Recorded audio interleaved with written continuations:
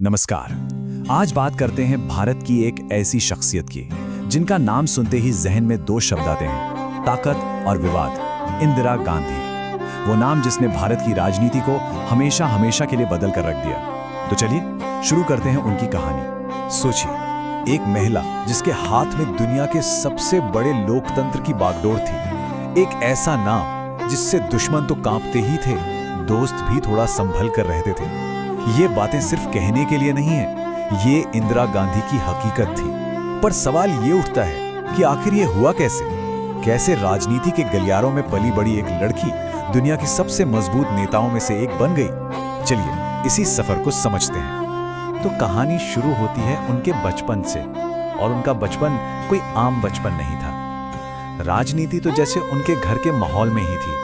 उनका जन्म हुआ 1917 में भारत के सबसे मशहूर राजनीतिक परिवार नेहरू परिवार में। और देखिए, लीडरशिप की जो झलक है वो तो बचपन में ही दिख गई थी। उन्होंने बच्चों की एक वानर सेना बना डाली जो आज़ादी की लड़ाई में छोटे मोटे काम करके मदद करती थी। फिर पढ़ाई के लिए ऑक्सफोर्ड गईं और जब भारत लौटी तो 1964 में लाल बहादुर शास्त्री जी की सरकार में उन्हें सूचना एवं प्रसारण मंत्री बनाया गया। और ये उनके सियासी सफर का एक बहुत बड़ा कदम था। और फिर आया साल 1966। प्रधानमंत्री लाल बहादुर शास्त्री का अचानक निधन हो गया और देश के सामने सवाल था, अब कौन? जवाब मिला, इंदिरा गांधी। उन्हें भारत का प्रधानमंत्री चुना गया। ये वो पल था जिसने भारतीय राजनीति का नक्शा ही बदल दिया। लेकिन उस समय पार्टी के बड़े बड़े नेताओं को लगा कि चलो इन्हें प्रधानमंत्री बना देते हैं, ये तो बस एक कठपुतली की तरह रहेंगी और हम पीछे से सरकार चलाएंगे। उन्हें नाम क्या दिया गया? गूंगी गुड़िया। जी हाँ, उनके विरोधियों ने उन्हें समझने में बहुत बड़ी गलती कर दी। उन्हें लगा कि ये बस एक चेहरा है, लेकिन इंदिरा गांधी ने इस छवि के परखच्चे उड़ा दिए। उन्होंने साफ कर दिया कि वो किसी के इशारों पर नाचने वाली नहीं है, बल्कि वो एक ऐसी लीडर हैं जिनका भारत के लिए अपना एक विजन है, एक सोच है। और फिर उन्होंने एक के बाद एक ऐसे बड़े फैसले लिए जिसने सबको चौंका दिया। 1969 में उन्होंने 14 बड़े बैंकों का राष्ट्रीयकरण कर दिया। अब इसका मतलब सिर्फ ये नहीं था कि गरीबों को लोन आसानी से मिलेगा, नहीं, इसका बड़ा मकसद था देश की आर्थिक ताकत को कुछ चंद लोगों के हाथों से निकालकर सरकार के कंट्रोल में लाना, ताकि खेती और छोटे उद्योगों को सपोर्ट मिल सके। और फिर आई हरित क्रांति, जिसने भारत को अनाज के लिए किसी के आगे हाथ फैलाने की जरूरत से आजाद कर दिया। इन फैसलों ने उन्हें सीधे जनता का हीरो बना दिया, खासकर गरीबों का। लेकिन उनकी ताकत और लोकप्रियता का असली शिखर तो अभी आना बाकी था। ये तब हुआ जब उन्होंने भारत को एक ऐसी जंग जिताई जिसे इतिहास हमेशा याद रखेगा। साल था 1971। भारतीय इतिहास का एक सुनहरा पन्ना। भारत और पाकिस्तान के बीच युद्ध, और भारत ने एक जबरदस्त जीत हासिल की। नतीजा, दुनिया के नक्शे पर एक नए देश का जन्म हुआ, बांग्लादेश। ये इंदिरा गांधी की विदेश नीति और उनकी लीडरशिप की सबसे बड़ी, सबसे शानदार जीत मानी जाती है। और इस जीत के बाद उन्हें दुर्गा कहा गया।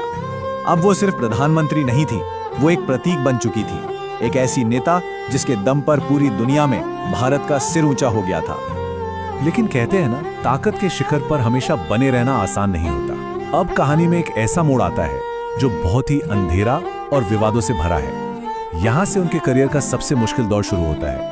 हुआ ये कि 1975 में इलाहाबाद हाई कोर्ट ने उनके चुनाव को ही रद्द कर दिया। अब सत्ता हाथ से जाती दिख रही थी, तो अपनी कुर्सी बचाने के लिए इंदिरा गांधी ने देश में इमरजेंसी लगा दी। और इसका मतलब क्या था?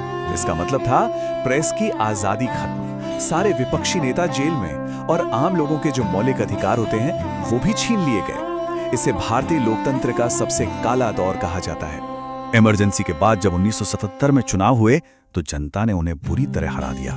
सबको लगा बस इंदिरा गांधी का पॉलिटिकल करियर अब खत्म। लेकिन सिर्फ 3 साल बाद 1980 में उन्होंने ऐसी जबरदस्त वापसी की कि सब देखते रह गए। वो फिर से प्रधानमंत्री बनी। ये दिखाता है कि वो हार मानने वालों में से नहीं थी। लेकिन उनके दूसरे कार्यकाल का सबसे बड़ा और शायद सबसे दर्दनाक फैसला था 1984 का ऑपरेशन ब्लू स्टार। पंजाब में आतंकवाद चरम पर था और आतंकवादियों ने स्वर्ण मंदिर को अपना ठिकाना बना लिया था। इसे खत्म करने के लिए उन्होंने सेना को स्वर्ण मंदिर में कार्रवाई करने का आदेश दिया। ऑपरेशन में आतंकवादी तो मारे गए, लेकिन इस कदम ने सिख समुदाय की भावनाओं को बहुत बहुत गहरी चोट पहुंचाई। और यही वो फैसला था जिसने उनकी जिंदगी की कहानी का आखिरी पन्ना लिख दिया और पीछे छोड़ गया एक ऐसी विरासत जिस पर आज तक बहस होती है। ऑपरेशन ब्लू स्टार के सिर्फ कुछ महीने बाद 31 अक्टूबर 1984 को उन्हीं के 2 सिख बॉडीगार्ड्स ने उनकी हत्या कर दी। देश ने अपनी आयरन लेडी को खो दिया। तो फिर इंदिरा गांधी को कैसे याद किया जाए? उनकी विरासत क्या है? देखिए, उनकी कहानी के 2 पहलू हैं बिल्कुल साफ। एक तरफ वो एक बेहद मजबूत, फैसले लेने वाली लीडर थी जिन्होंने गरीबों के लिए नीतियां बनाई और दुनिया में भारत का मान बढ़ाया। लेकिन दूसरी तरफ उन पर तानाशाही का इल्जाम है, इमरजेंसी का काला धब्बा है और ऑपरेशन ब्लू स्टार का विवाद है। और शायद यही उनकी कहानी का सार है। इंदिरा गांधी सिर्फ एक नाम नहीं थी, वो एक सोच थी, एक ताकत थी। उन्होंने ये साबित कर दिया कि अगर इरादे पक्के हों तो एक अकेली महिला भी पूरे देश का मुकद्दर बदल सकती है। वो एक बहुत ही कॉम्प्लेक्स पर्सनालिटी थी। वो शक्ति भी थी और विवाद भी। लेकिन एक बात तय है, उन्हें कोई भी कभी भी नजरअंदाज नहीं कर सका। तो आखिर में सवाल बस यही रह जाता है, इंदिरा गांधी आधुनिक भारत की निर्माता थी या एक तानाशाह? शायद इसका जवाब इन दोनों के बीच कहीं है। और ये वो सवाल है जिसका जवाब इतिहास आज भी तलाश रहा है।